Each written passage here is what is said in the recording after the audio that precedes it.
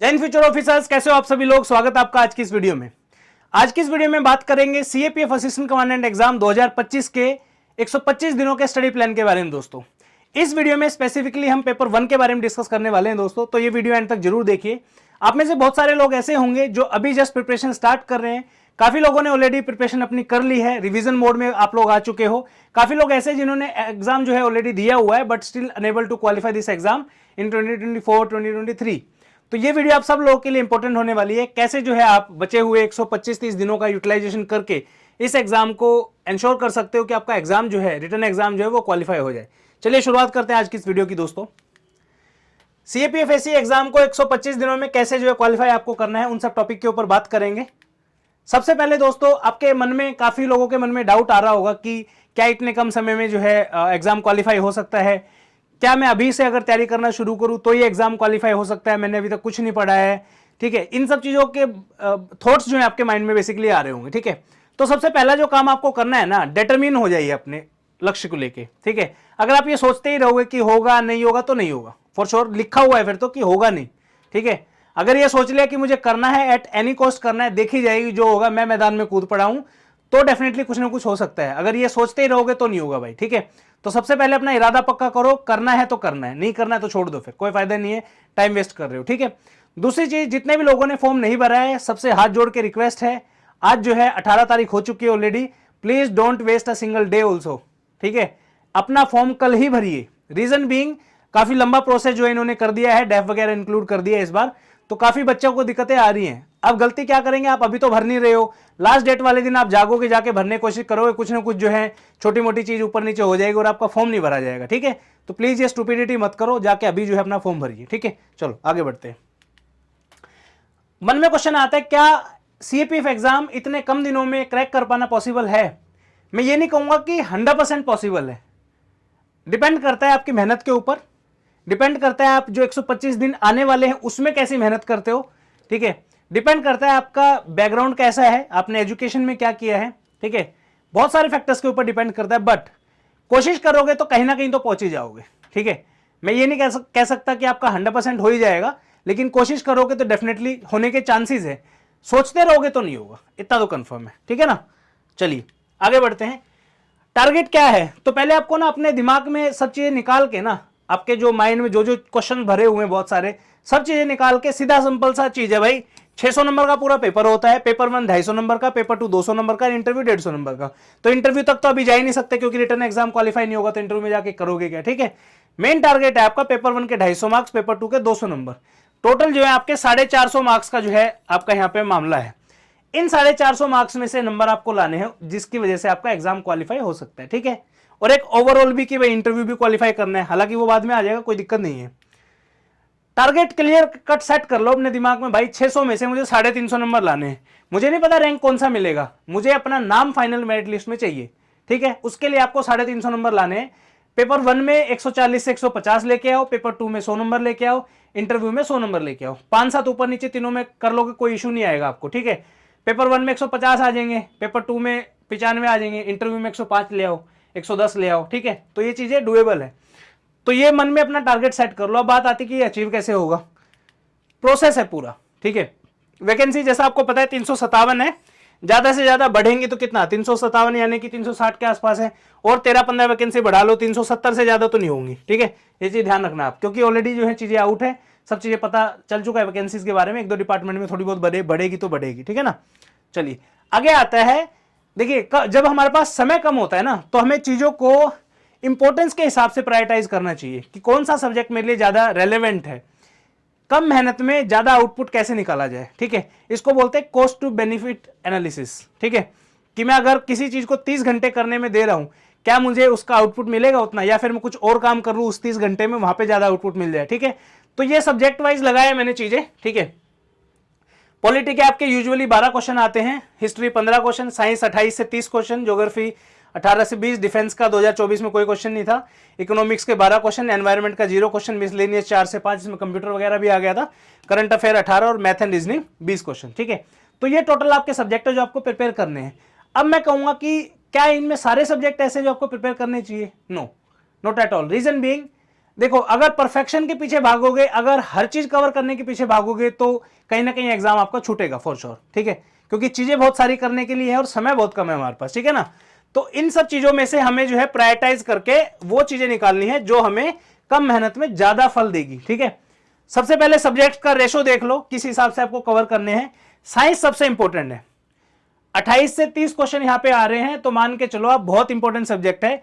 Geography 18, math and reasoning 20 question, current affair 18, history 15, polity 12 और economics 10। मैं कह रहा हूं छोड़ दो डिफेंस इस टाइम पे, कोई जरूरत नहीं है। एक क्वेश्चन 2 क्वेश्चन आएंगे वो आपके करंट अफेयर से भी सोल्व हो जाएंगे, राइट।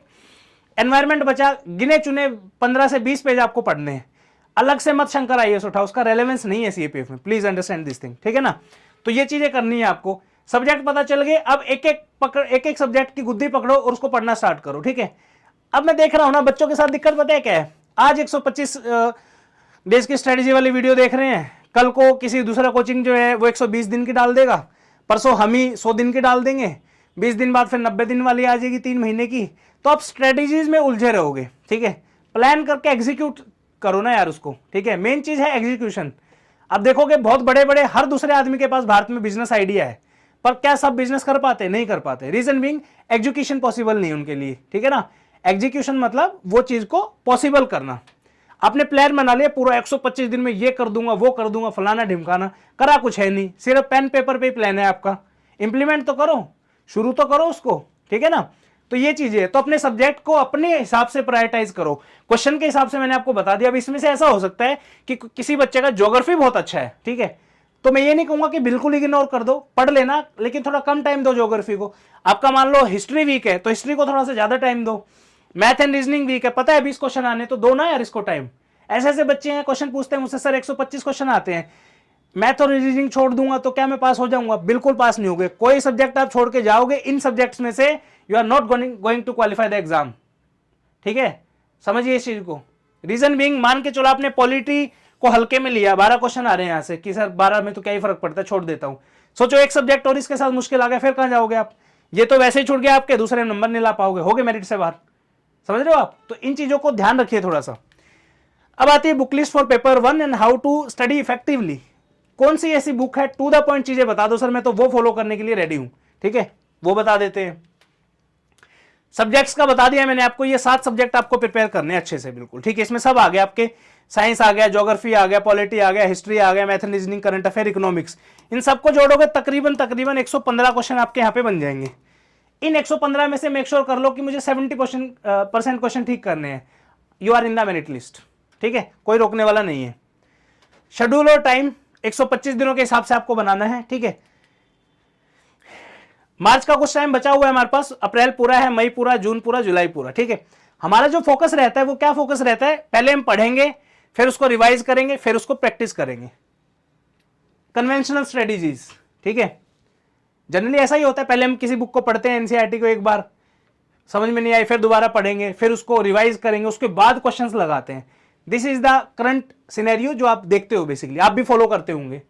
लेकिन अगर ऐसा हो जाए कि पढ़ाई आप साथ में कर रहे हो, साथ में प्रैक्टिस कर रहे हो और फिर रिवाइज कर रहे हो, एक स्टेप बच रहा है ना आपका रिवीजन वाला, समझे आप। अगर आप नॉर्मल आपने आज एक बुक पढ़ी, फिर उसको रिवाइज किया, फिर उसको प्रैक्टिस किया, प्रैक्टिस में फिर आपकी गलतियां बहुत सारी मिलेंगी। यहां पे आपने सबसे पहले पढ़ाई कर ली, साथ में उसकी प्रैक्टिस कर ली, जो मिस्टेक्स है आपको पता चल गई, रिवीजन में उनको ठीक कर लिया। इसमें दोबारा से फिर जो है प्रैक्टिस के बाद आप दोबारा से एक बार रिवीजन करने भागोगे। This is the very effective way. अगर आप इस तरीके से करते हो तो डेफिनेटली सिलेबस भी जल्दी कवर होगा, ठीक है, और राइट डायरेक्शन में अगर करोगे तो बहुत अच्छे तरीके से आपकी रिवीजन साथ के साथ हो जाएगी, क्योंकि टाइम नहीं है हमारे पास, सिलेबस बहुत सारा है कवर करने को। अब सोचो आप आज आपने 1 महीने का प्लान बनाया कि भाई 1 महीने में पॉलिटी और ज्योग्राफी दोनों खत्म कर दूंगा पढ़ाई करके, ठीक है। उसके बाद फिर नेक्स्ट मंथ आप उसको रिवाइज करोगे, उसके बाद फिर कहीं प्रैक्टिस का नंबर आएगा क्वेश्चन सॉल्व करने का। अगर ऐसा हो जाए कि आपने आज इसको पढ़ा, साथ ही साथ में आपने जो चीज भी पढ़ी उसी के क्वेश्चन लगा लिए, प्रैक्टिस कर ली साथ के साथ, दोनों चीजें होगी। जो क्वेश्चन आपके गलत है उनको दोबारा से पढ़ लो, उसके बाद फिर प्रॉपर तरीके से एक बार रिवाइज कर लो उसको, हो गया आपके एक रिवीजन बच जाएगा आपका यहाँ पे, इजंट इट। अब जो जनरल जो है बच्चे हैं, 2 तरीके के होंगे, या तो किसी कोचिंग से पढ़ रहे होंगे या फिर सेल्फ स्टडी कर रहे होंगे, ठीक है। सेल्फ स्टडी वाले जो बच्चे हैं, ठीक है, आपने मान लीजिए सोलर सिस्टम का चैप्टर पढ़ा, ठीक है, साथ के साथ मेक श्योर करो कि आप सारे के सारे पीवाईक्यू जो है तुरंत लगाओ उस चैप्टर के, ठीक है।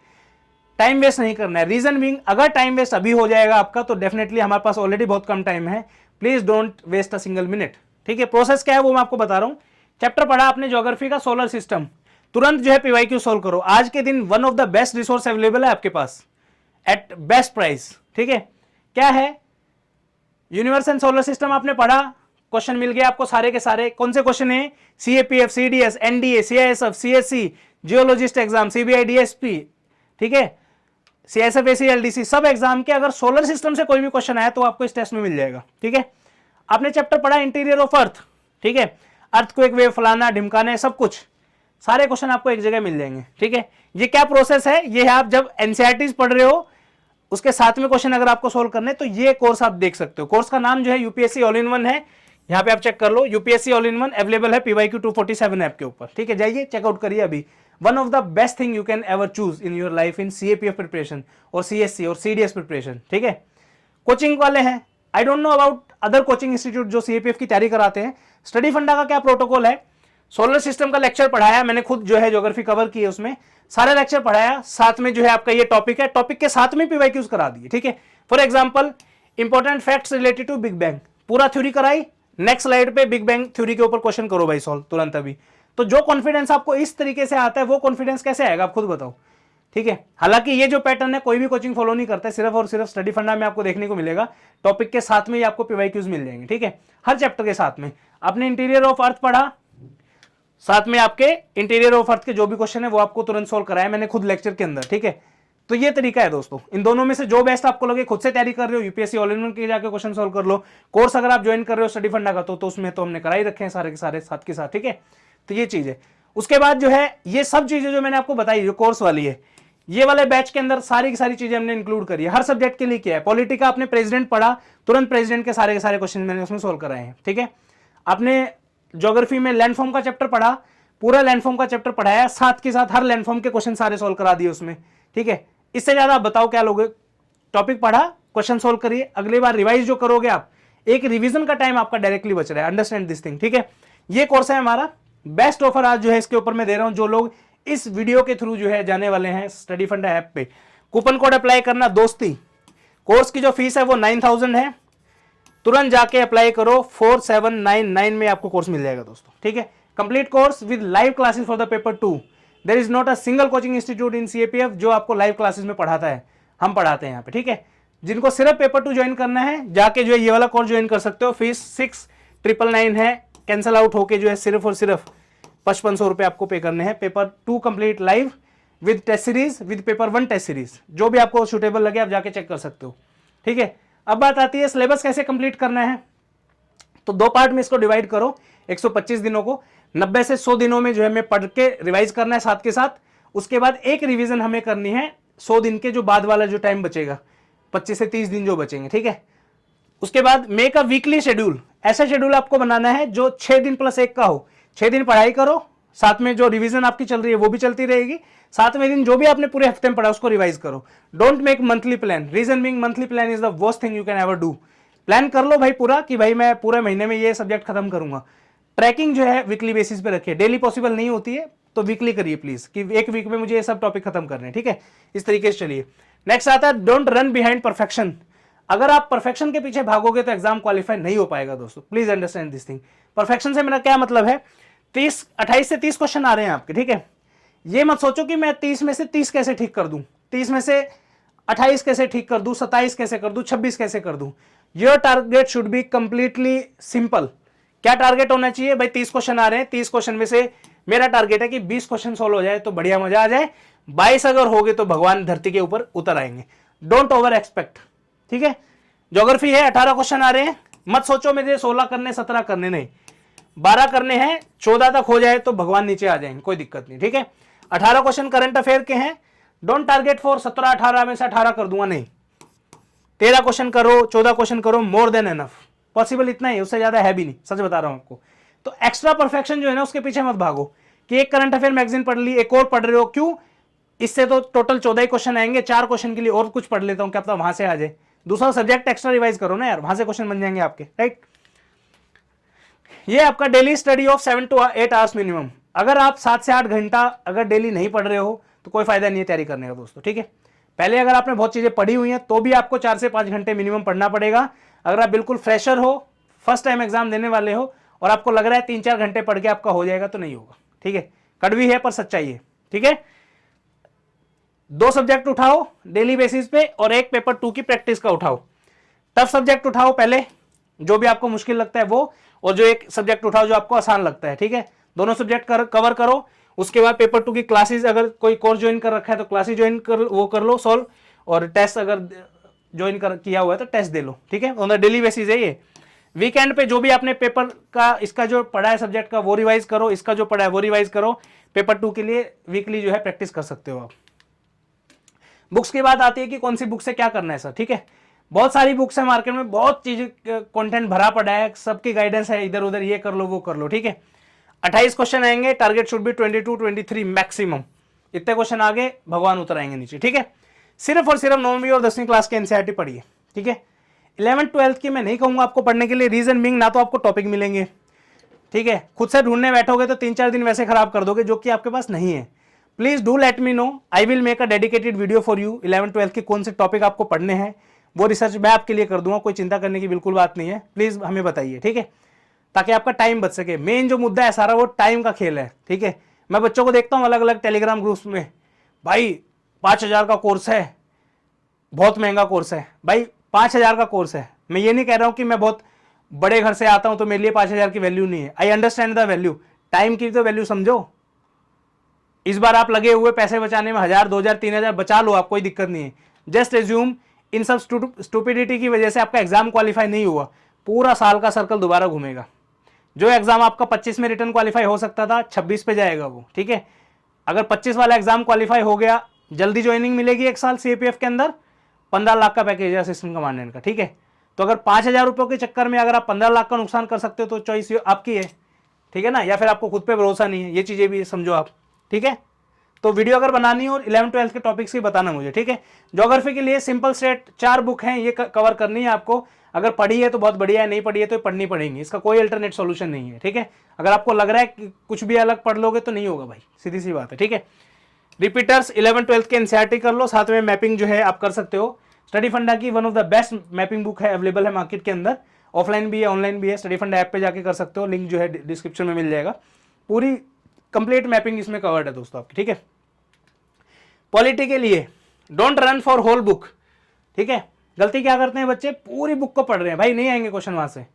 ये टॉपिक मैंने मेंशन कर दिए, fundamental right, duty, preamble, president, vice president, prime minister, council of minister, parliament, supreme court, high court, elections, panchayat, municipality. These are the one of the most important chapters जो आपको directly इस book से करने हैं, understand करना है, deeply पढ़ना है। Constitution, non constitution body, historical background, ये सब जो है आपके जो छोटे चैप्टर्स हैं, do them from the Lucent book, okay. Please Laxmikanth पढ़ने भागोगे, 800 पेज की बुक है, थक जाओगे, ठीक है ना। समय कम है, स्मार्ट टेक्निक का यूज कीजिए। नेक्स्ट है आपका हिस्ट्री, 1500 से 2000 पन्ने बनते हैं जनरली। जितना पढ़ोगे उतना भूलोगे, स्मार्ट वर्क करिए। क्या करना है, सब बुक्स को छोड़ के सिर्फ और सिर्फ आपको 3 बुक्स पे फोकस करना है। ये 3 बुक और एक लूसेंट की बुक, दैट्स इट। यहां से जो है 12th क्लास के आपके एनसीईआरटी है तीनों।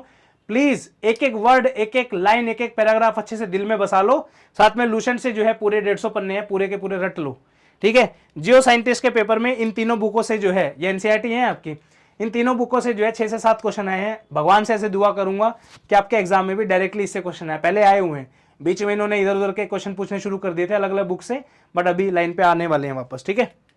मैथ एंड रीजनिंग के लिए इंपॉर्टेंट मैथ और रीजनिंग के टॉपिक्स कहोगे तो वीडियो बना देता हूं, एक important topics of mathematics to do for CPFSC 2025, do let me know. Economics से 10 क्वेश्चन आएंगे, स्किप मत करना प्लीज, बहुत महंगा पड़ेगा नहीं तो। 200-300 पेजेस है, पढ़ लो। इकोनॉमिक्स के 10 क्वेश्चन आने वाले हैं, ठीक है। करंट अफेयर के लिए मंथली मैगजीन आप फॉलो कर सकते हो, हमारी भी आती है स्टडी फंडा की।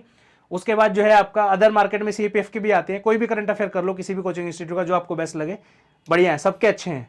प्लीज विजन आईएएस वगैरह ये सब स्टूपिडिटी मत करना। रीजन बीइंग, विजन आईएएस का जो मैगजीन है सीएपीएफ एग्जाम के लिए नहीं है, अंडरस्टैंड दिस थिंग, ठीक है। अगर आपको ज्वाइन करना है तो स्टडी फंडा करो, किसी और कोचिंग का जो सीएपीएफ स्पेसिफिक हो उनका कर लो, क्योंकि सबका ही, हमारा भी और उनका भी, जो सीएपीएफ की कोचिंग्स हैं, सबका एक ही फोकस है, वन लाइनर करंट अफेयर, ठीक है। प्रतियोगिता दर्पण is also good option.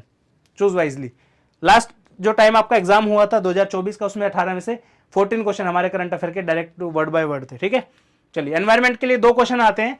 Basic environment है आपका 30-40 पेजेस में कवर होगा। फिर main focus should be on convention, international environment organisation, terminology etcetera.